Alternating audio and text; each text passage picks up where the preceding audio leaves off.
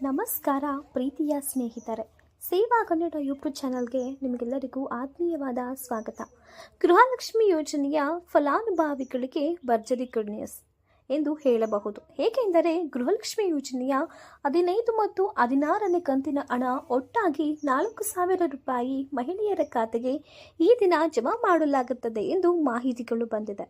ಹಾಗಾಗಿ ನೀವು ಈ ಹೇಳಿಕೆಯ ಮೂಲಕ ಗೃಹಲಕ್ಷ್ಮಿ ಯೋಜನೆಯ ಹಣ ಯಾವಾಗ ಜಮಾ ಆಗುತ್ತದೆ ಮತ್ತು ಗೃಹಲಕ್ಷ್ಮಿ ಪೆಂಡಿಂಗ್ ಹಣ ಪಡೆಯಲು ಏನು ಮಾಡಬೇಕು ಎಂಬ ಮಾಹಿತಿಯನ್ನು ತಿಳಿಸಿಕೊಡುತ್ತೇವೆ.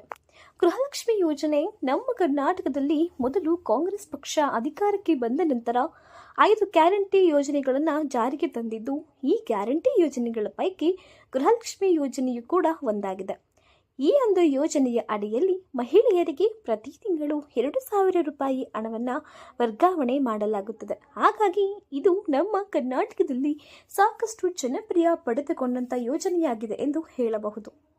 ಕರ್ನಾಟಕದಲ್ಲಿ ಕಾಂಗ್ರೆಸ್ ಸರ್ಕಾರ ಬಂದ ನಂತರ ಮಹಿಳೆಯರನ್ನು ಆರ್ಥಿಕವಾಗಿ ಸದೃಢರಾಗಿ ಮಾಡಲು ಈ ಒಂದು ಯೋಜನೆಯನ್ನು ಜಾರಿಗೆ ತಂದಿದ್ದೇವೆ ಎಂದು ಕಾಂಗ್ರೆಸ್ ಪಕ್ಷದ ಹಲವಾರು ಮುಖಂಡರು ತಿಳಿಸಿದ್ದಾರೆ. ಇದೀಗ 15 ಮತ್ತು 16ನೇ ಕಂತಿನ ಹಣವನ್ನು ಮಹಿಳೆಯರ ಖಾತೆಗೆ ಈ ದಿನ ಜಮಾ ಮಾಡಲಾಗುತ್ತದೆ ಎಂದು ಮಾಹಿತಿಗಳು ತಿಳಿದು ಬಂದಿದೆ. ಇಲ್ಲಿಯವರೆಗೂ 15 ಕಂತಿನ ಹಣವನ್ನು ಪಡೆದುಕೊಂಡಿದ್ದಾರೆ. ಕೇವಲ ಕೆಲ ಮಹಿಳೆಯರು ಬ್ಯಾಂಕ್ ಖಾತೆಗೂ ಇನ್ನು 15ನೇ ಕಂತಿನ ಹಣವನ್ನು ಜಮಾ ಆಗಿಲ್ಲ. ಆದ್ದರಿಂದ ಈ ಒಂದು 15ನೇ ಕಂತಿನ ಹಣದ ಜೊತೆಗೆ 16ನೇ ಕಂತಿನ ಹಣವು ಕೂಡ ಬಿಡುಗಡೆ ಮಾಡಿದ್ದಾರೆ.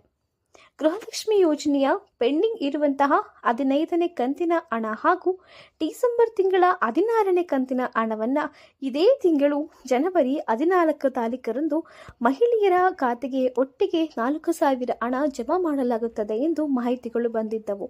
ಅದು ಕೂಡ ಆಗಿದ್ದವು. ಅದೇ ರೀತಿ ಇನ್ನು ಕೆಲವು ಕೂಡ ಈ ಜನವರಿ ತಿಂಗಳು ಮುಗಿಯ ಕೊನೆ ವಾರದಲ್ಲಿ ಅಥವಾ 3ನೇ ವಾರದಲ್ಲಿ ಹಣ ನಮ್ಮ ಖಾತೆಗೆ ಬರುವುದಾಗಿಯೂ ಕೂಡ ತಿಳಿಸಿದ್ದಾರೆ.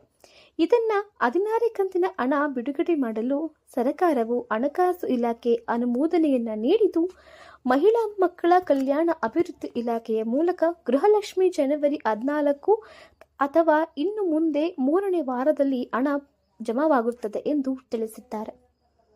ಯೋಜನೆಯ 16ನೇ ಕಂತಿನ 2,000 ರೂಪಾಯಿ ಹಣ ಹಾಗೂ ಪೆಂಡಿಂಗ್ 15ನೇ 2,000 ರೂಪಾಯಿ ಹಣ ಒಟ್ಟಿಗೆ ರೂಪಾಯಿ 4,000 ಮಹಿಳೆಯರಿಗೆ ಜಮಾ ಆಗುತ್ತದೆ.